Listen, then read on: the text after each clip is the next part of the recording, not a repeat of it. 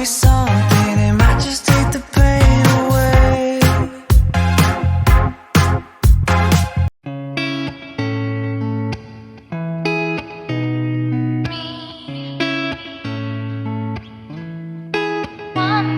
Eto na nga po, tingnan nyo naman at binabasa ko siya ng mainit-init na tubig ang aking embutido di carne dahil frozen pa siya guys. Kalalabas ko lang siya sa congelador or sa aming freezer, 'di ba? So, brunch time na to. Kasi nga po, late na naman kami. Alam niyo naman pag Sabado, Domingo, late kaming gumigising ng aking kayamanan dahil yan lang ang aming pahinga. So, imbis kami mag-almusal, ay eto na sinasabay na namin yung aming tanghalian din, di ba? Parang wala na rin sa time kasi medyo alanganin, alauna, mag-aalauna na guys. So, alam niyo naman ang tanghalian dito, stress ng hapon. So, kaya yan. So, eto na nga at binabalatan ko na siya guys kasi binasa ko nga siya ng mainit na tubig, di ba? So, eto na nga at madikit pa rin yung kanyang aluminum foil dito at sa super duper malamig na yung aking kamay dito guys, kaya yun, kaya binibitiwan ko rin siya ng paminsan-minsan dahil talagang grabe, so hindi nakakaya ng aking mga kamay yung lamig. So eto naman ay maya-maya ipiprito ko to guys para syempre mas lalong masarap yung ating embutido kapag piniprito. Pero kung hindi naman ay tinatamad kayo magprito, ay syempre wag nyo nang iprito, 'di ba? Pero tayo naman kasi ay nakaugalian natin na piniprito naman talaga ang ating embutido di karne. Kaya naman, syempre, pagprito natin ay syempre hiwa-hiwain natin ng pa-slide, 'di ba? So kaya 'yan. At aparte naman noon, guys, na nabalatan ko na, natapos na ako doon, ay syempre magpiprepara naman tayo ng bawang at saka sibuyas. Ito po ay gagamitin ko sa paggawa ko ng paella. And then, ang paggawa natin ng paella ay napakasimple lang naman ito. Kung gusto nyo may sahog na chicken or gambas or ibig kong sabihin lamang dagat, okay naman po yun. And then, pwede rin naman ng karne. Depende po sa inyo kung anong gusto nyo or kung wala. Or gambas, mga ganyan, hipon. Di po ba? Siyempre, magpiprepara tayo ng paella. Ang kailangan natin ay tubig, chicken cubes, or pampalasa ninyo asin, or kung ano paman. And then, sibuyas, bawang, at kolorante. Ibig kong sabihin, yung food color, kung wala kayong pampakulay na iba. And then, syempre, yung bigas, hindi mawawala. Okay, at yung mantika, syempre igigisa natin muna yung ating arroz or kaya bigas ang tawag dito sa amin. So,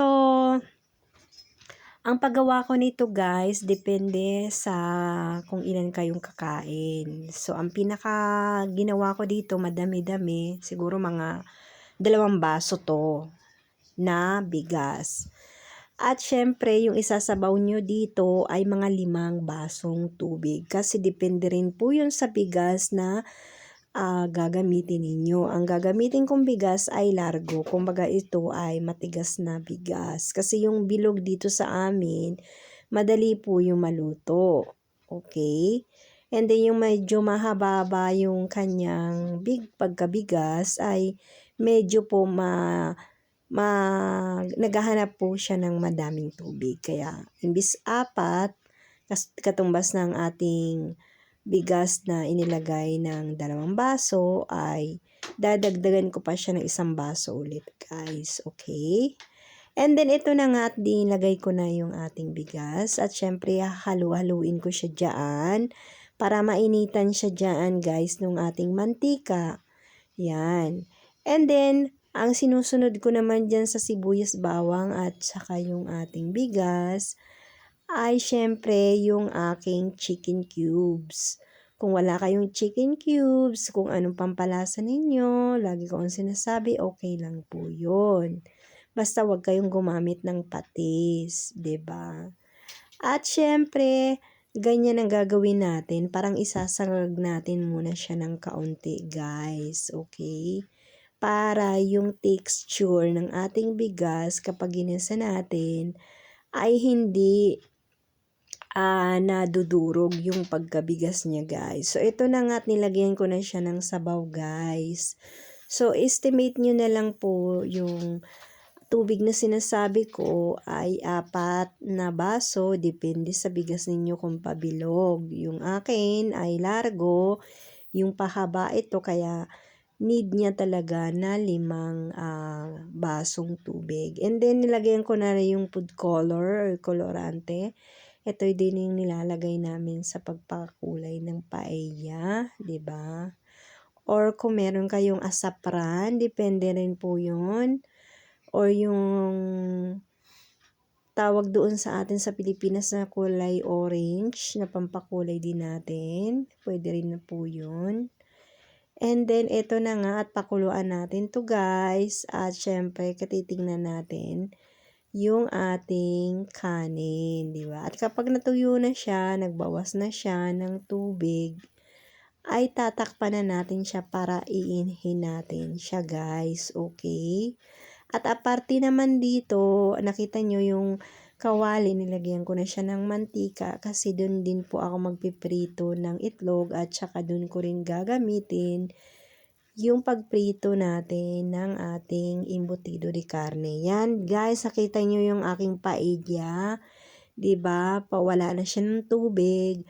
At nilagay ko na rin yung aking gambas or yung aking hipon dyan. Depende nga po sa gusto nyong sahog kung ano. Pwedeng isda, pwedeng chicken, pwedeng karne. At pwede rin yung lagyan siya ng vegetables kung gusto ninyo, okay? At nilakpan ko na siya, guys, kasi mahina na ang kanyang super duper na apoy. Talagang pahinhin natin siya dyan.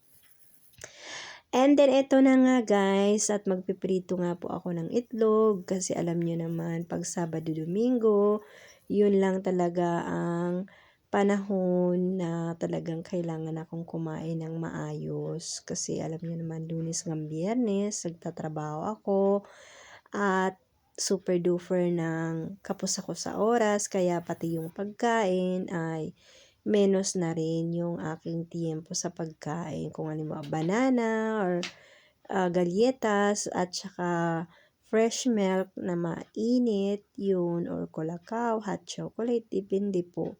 Basta yung kinakain ko lang sa tanghalian pag Lunes hanggang Biyernes ay talaga pong madalian. Or kaya minsan hindi na rin po ako kumakain kasi kapos nga po ako sa oras at nagbabiyahe pa po ako. Ganyan po ang pagprito ko ng itlog, guys, 'di ba? So ganyan, gusto ko yung pulang itlog ay talagang lutong-luto, guys. Kasi para sa akin, may bakterya yan, malansa. So, para hindi tayo magkaroon ng sakit, kailangan natin lutuin masyado yung ating itlog. Okay? At ito na nga, at hinango ko na yung ating itlog. At ito naman ang sinunod ko, yung embutido de carne, guys. So, napakasimple lang naman ang aming pagkain at binaliktad ko na rin po yan. At ito naman yung ating paella, diba? Kita nyo naman, yan. So, tiningnan ko pa siya ng konti. Medyo hilaw-hilaw pa siya, guys. Kaya, ang ginawa ko, tinakpan ko ulit siya ng kaunti dyan. Kasi, alam nyo naman, pag ang kanin ay matigas-tigas pa, kailangan hinhinin muna natin ng maayos. So, ito na nga, guys, yung aming pagkain at ihiwain na namin or ako ang aking embutido de carne.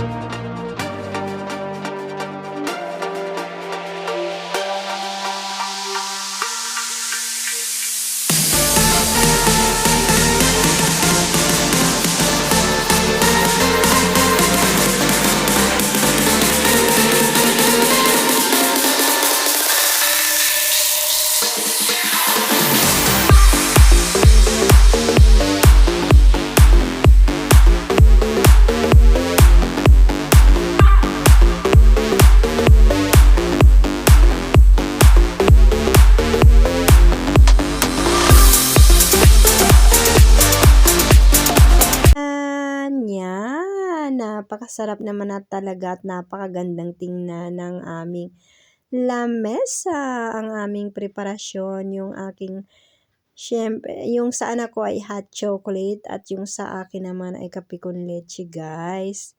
Dahil ako naman talaga ay gusto ko sa almusal ng ganito ay talagang masarap sa kape, 'di ba? Kaya eto, kain po tayo.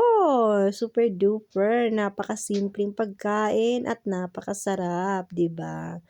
At siyempre, ang aming pagkain, yung aming embutido de carne ay hindi ko po siya nilagyan ng palaman diyan, guys. Kasi nga po, mas gusto ng anak ko na wala siyang halo diyan sa loob. At saka mas maganda na 'yan, guys, kasi alam niyo ba kung bakit?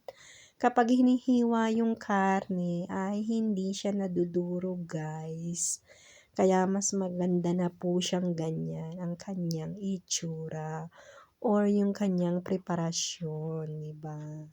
So, eto na nga at syempre bago tayo kumain, kailangan tayo muna magpasalamat sa Panginoon Jesucristo sa lahat ng biyayang na tatanggap natin sa ating pang-araw-araw sa buhay at kaligtasan ng ating pamilya, guys, 'di ba?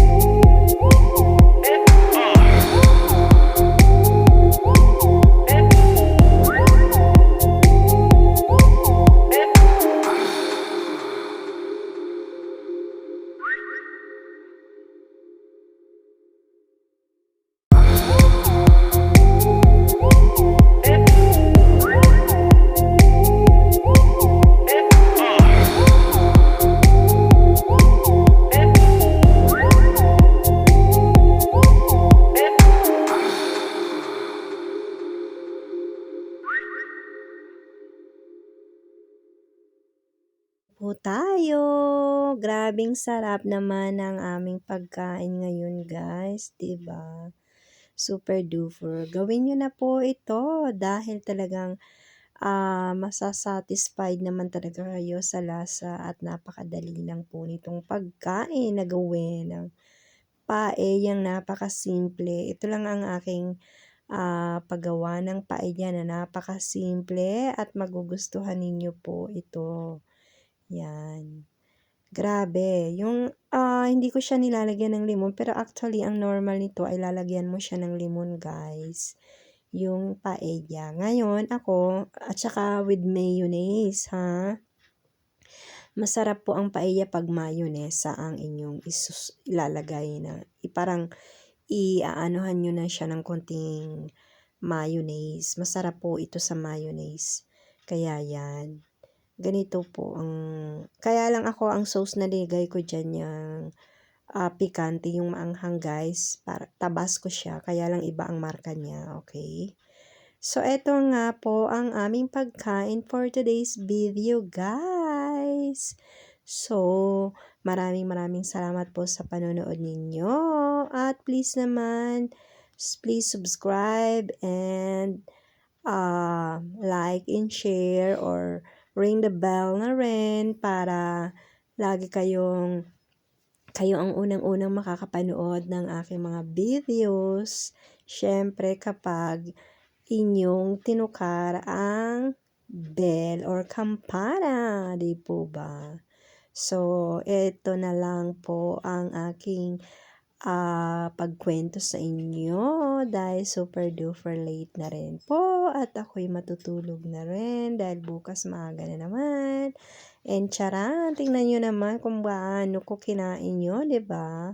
Super duper kasi masarap talaga. At syempre, hindi mawawala yung ating kape con leche na super duper sarap. At tingnan nyo yung natira namin, grabe, 'di ba? Oh, anong masasabi nyo, 'di ba? Masiba kaming kumain, grabe talaga. So, guys, maraming maraming salamat po sa inyong panonood sa aming pagkain ngayon or sa aking video, 'di po ba? Salamat po sa inyo at ingat po kayo lagi at syempre lagi kong sinasabi kapag lalabas ng bahay, dalhin niyo pa rin si Mr. at si Miss Pasensya para buhay laging masaya at ingat po lagi, laging magdasal.